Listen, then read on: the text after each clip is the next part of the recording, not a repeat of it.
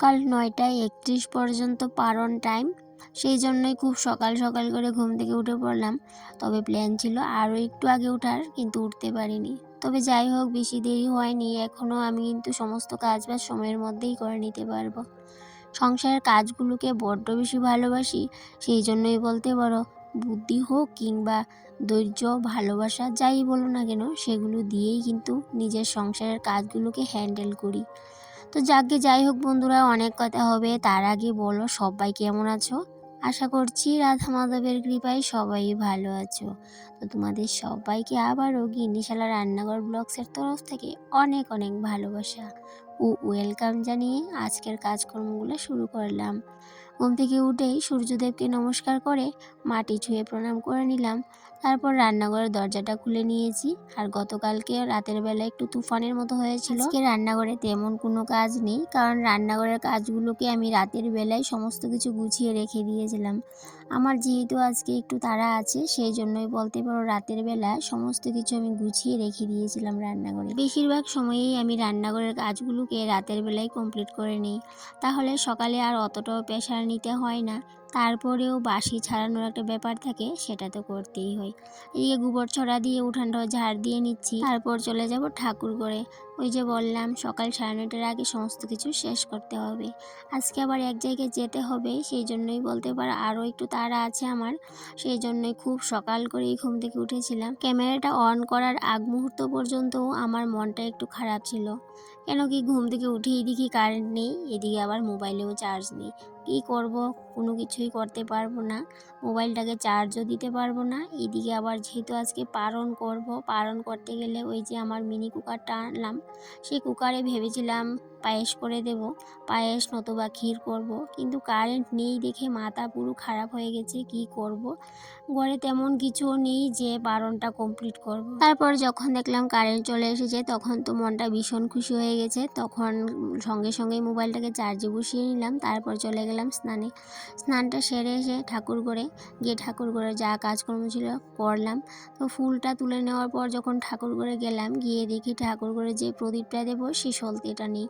তো তারপর দোকানে গেলাম, দোকান থেকে গিয়ে সলতে আনলাম, ধূপ আনলাম। যেহেতু আজকে পারণ, একটু ভালো করে পুজোটা না দিতে পারলে নিজের কাছেই যেমন কেমন অশান্তি অশান্তি লাগবে। তবে আজকে আর মিনি রাইস কুকারে কিছু করব না, কারণ কারেন্ট একটু আপ ডাউন করছে আজকে, সেই জন্য ভাবলাম না, অন্য একটা ব্যবস্থা নিতে পারি। তবে হ্যাঁ, আজকে ঘরে যেহেতু একটু আতপ চাল ছিল ঠাকুর ঘরে, সেই জন্য আতপ চাল অল্প নিয়ে সেই সাথে সাবু ভিজিয়ে আজকের পারণটা কমপ্লিট করে নিয়েছি। যাই হোক, এদিকে আমি পুজোটাও কমপ্লিট করে নিলাম। তবে অন্যদিন পারণটা কিন্তু আমি ওই যে মিনি রাইস কুকারে একটু অন্য করে দিই ঠাকুরকে, সেভাবেই করি। তবে এর আগে যখন পারণগুলো করেছিলাম, যেগুলো তোমাদের সাথে শেয়ার করা হয়নি, তখন কিন্তু আমি কলা চিড়ে দিয়েই কমপ্লিট করে নিয়েছিলাম। তো তারপর মিনি রাইস কুকার আনার পর তো দেখলেই, তোমাদের সাথে আমি দুটো পারণ শেয়ার করেছিলাম। তারপর আজকে কি করব, ওই যে বললামই তোমাদের কাছে, শেয়ার করলামই কি হয়েছে ব্যাপারটা। তারপর চাল ভিজিয়েছিলাম কিছু, আর তার সাথে সাবু, তো সেটা দিয়েই কলা দিয়েই ঠাকুরকে সেবা দিয়ে দিলাম, পারণটা কমপ্লিট করে নিলাম। তো তারপরে দিকে বেরোতে হবে রান্নাঘরে, তো তেমন কোনো কাজ নেই, রান্নাঘরের সমস্ত কাজবাজি কিন্তু আমি গুছিয়ে নিয়েছি। ভেবেছিলাম রান্নাবান্নাটা কমপ্লিট করেই বের হব, কিন্তু দেখলাম যে রান্নাবান্না কমপ্লিট করতে করতে এদিকে মা চলে আসবে, কাকিমা তারা চলে আসবে, তো সময়ে আর কুলিয়ে উঠতে পারবো না। সেই জন্য ভাবলাম থাক, যেহেতু রান্নাবান্না করারও তেমন কোনো তাড়াহুড়ো নেই, যেহেতু হাজব্যান্ডও অনেকটাই দেরি করে বাড়িতে আসবে। স্নান সেরে এতটাই তাড়াহুড়ো ছিল পুজো দেওয়ার, তাই জন্য কাপড়গুলোও মেলা হয়নি। এখন কাপড়গুলোকে মেলে দেবো, তারপরে চলে যাব রান্নাঘরে। এদিকে আমার যে প্ল্যানটা আছে, যেটা আমি রান্নাঘরে রাখি, সেই প্ল্যানটা কালকে আমি বার করে দিয়েছিলাম। তবে কালকে না, প্রত্যেক দিনই সময় করে এটাকে বার করে দিয়ে আবার ঘরে নিয়ে রাখি। ঘুম থেকে উঠেই দেখি টপটা পড়ে আছে নিচে, তখন বুঝতে পারলাম তুফানের মনে পড়ে গেছে। এতটাই ঝড় তুফান হয়েছে, দেখো এই টপটাকে নিচেই ফেলে দিয়েছিল। তারপর উঠিয়ে রাখলাম, এখন কিন্তু রান্নাঘরে জায়গা মতো নিয়ে রেখে দেবো। তারপর ভাবলাম একটু চা খাবো, কিন্তু চাটা বসানোর পর ইচ্ছেই করলো না আর চা চা খাওয়ার জন্য, তাই জন্য একটু গরম জল করে নেব নিজের জন্য। একটু গরম জল খাবো, তারপরে একটু ভাত খেয়ে কিন্তু আমি বেরিয়ে যাব। আর যাবো কোথায় সেটাই তো তোমাদের বলা হয়নি। অনেক দিন হয়েছে সবাই আভা কার্ড করে নিয়েছে, কিন্তু আমার আর আভা কার্ডটা করা হয়নি। ছেলের আভা কার্ডটাও করে নিয়েছি, কিন্তু আমিও করিনি, আমার হাজব্যান্ডও করেনি। তবে আমার আভা কার্ডটা করার জন্য হাজব্যান্ডকে আমার আধার কার্ডটা দিয়েছিলাম, কিন্তু চেক করানোর পর বলছিল আমার আধার লিঙ্ক নেই। তো পড়লাম আরেক সমস্যায়। তো যাব করে সেই যে যাব বলছিলাম সবাই করে নিয়েছে, এখনও পর্যন্ত আমার আধারটা লিঙ্কই করানো হয়নি। তো সেটার ব্যাপারেও যাব। এইদিকে আবার বাবা যেহেতু মারা গেছে, বাবার রেশন কার্ডটা থেকে নাম কাটাতে হবে, সেই জন্য SDM অফিসে একটা দরখাস্তও দেব, আর সাথে মাকে নিয়ে যাব। আর আধার লিঙ্ক করানো হয়নি, মাটাও করানো হয়নি, এদিকে কাকিমুনিও করিনি। তো সবাই ভাবলাম যেহেতু যাব, বাবার রেশন কার্ড থেকে নাম কাটাতে হবে, ভাবলাম আজকে সমস্ত কাজবাজ সেরে আসবো। কিন্তু দেখো আজকে আর কোনো কাজই হলো না। তবে একটাই কাজ হয়েছে, ওই যে বাবার রেশন কার্ড থেকে নামটা কাটানোর একটা মাত্র প্রথম ধাপটা শেষ করেছি। তবে আজকে পুরোপুরিভাবে কমপ্লিট হয়নি, আবার যেতে হবে। তবে আধার কার্ড লিঙ্কের ব্যাপারটা আজকের কমপ্লিট হয়নি। গিয়ে দেখি ওই অফিস বদ্ধ আছে আর স্টাফ তারা চলে গেছে শিবিরে। যেহেতু সমস্ত কাজবাজ কমপ্লিট হয়নি, তাই জন্য খুব তাড়াতাড়ি বাড়িতেও চলে আসতে পারলাম। এদিকে মাকে আর কাকিমুনিও বাড়িতে নিয়ে আসলাম। এদিকে কি রান্না করব সেটাই ভাবছিলাম। তবে মা কাকিমুনি আসার সময় আমার জন্য সবজি নিয়ে এসেছিলো, ডাঁটা, বেগুন, আরও কি নিয়ে এসেছিলো। সেগুলো আমি বারান্দাতেই রেখে এসেছি। এখন গিয়ে ভাবছি কি রান্না করব। যেহেতু মা নিরামিষ খায় আর কাকিমুনিও বলছিল আজকে নিরামিষটাই খেয়ে নেব। যেহেতু আবার নিরামিষ করব, আবার আলগা করে আবার কি রান্না করব, সেই জন্য কাকিমুনি বলল নিরামিষটাই করে নিতে।